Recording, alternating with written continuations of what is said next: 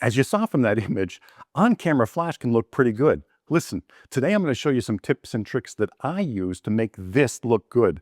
I love this setup. Now, yeah, I know that a remote off-camera flash, modifier, light stand, it will look better.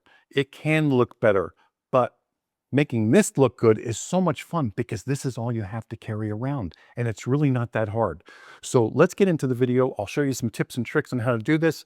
Now listen, this isn't anything to do with the video, but I just wanted to tell the Hasselblad users out there, I'm using the Hasselblad X1D. I'm using the Nissan i40 flash.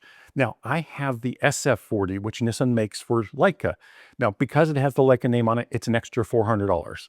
This flash is much, much less expensive, but this actually works in TTL with Hasselblad.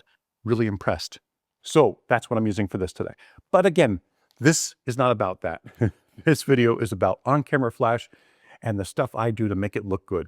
Let's get into the video. I'll explain everything as I'm going through. Thanks for watching as always. Have a great day. Throughout this shoot, you're going to see me using this flash in every which way, shape, and form. Now, the building itself is, 10, 15, 20-foot ceilings, depending on where you are in it, but they're all black ceilings. Every wall is every color but white. I think there's one area where I have a small patch of white wall in this building. There's nowhere to bounce light. So I'll use this pop-up gray card. This works great for me. You can use a white piece of paper, fold it in half and use that. You don't have to go out and buy a pop-up gray card. Now, these are inexpensive. I'll leave the link below, for where I got these. Now, there's two different types of these. Some have a really black, thick border around them. I hate those and think the white tends to go really quickly. But I'll try to find this one on Amazon and leave the link for you because it has a thin border. I've been using this a long time and it's been holding up really well. And I do use the gray card part of this all the time, at events and so forth. I always have one of these in my bag just in case there's nowhere to bounce light in a building or an event space, because this just works really well for me. Now, using it with the diffuser dome or without the diffuser dome, it really depends on if you have anything in the vicinity to bounce light off of.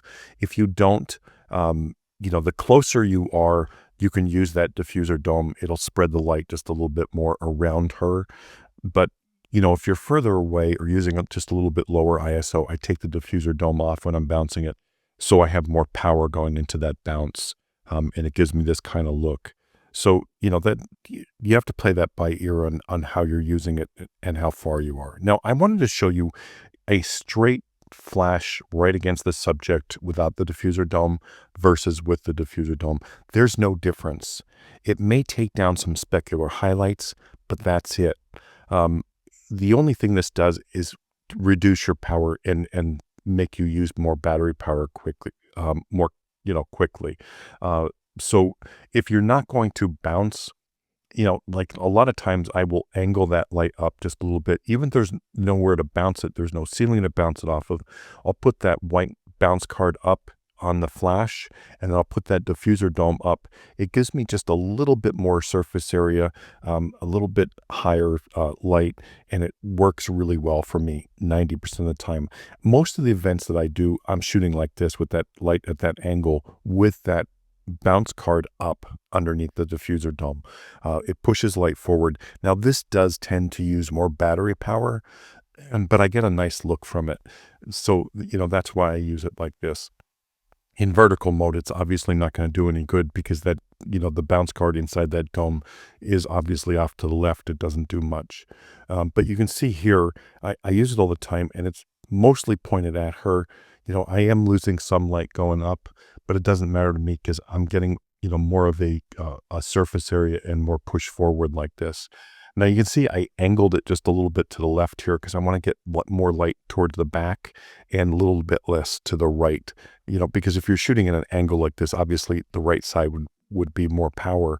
And if I just angle that flash a little bit, it makes a little bit of a difference. Now in studio, I have white walls around me. So that little bit of angle up with the diffuser dome is, actually going to help because I'm pushing light to the walls on either side, which does help a little bit. It does fill just a little bit more, and I get more of an even light. But again, the same thing with this, if I'm shooting in studio and I used with and without the diffuser dome, the only difference you're going to see is I'm going to get a little bit more light around her. Again, vertical mode, you're always going to get that right shadow. All you have to do is pull them away from the wall just a little bit, and it's going to lessen. It'll still be there, but it'll be just a little bit less.